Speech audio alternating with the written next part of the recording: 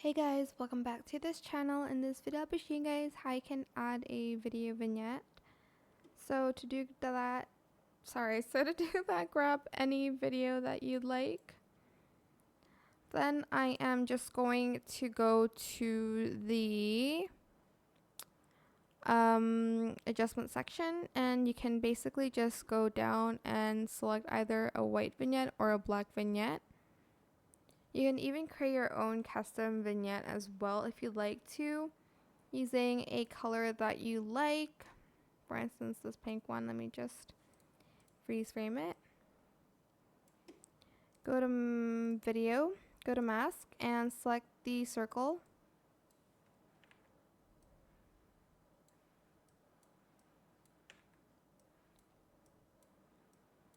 Like this. Oh my gosh, why is this so hard to do?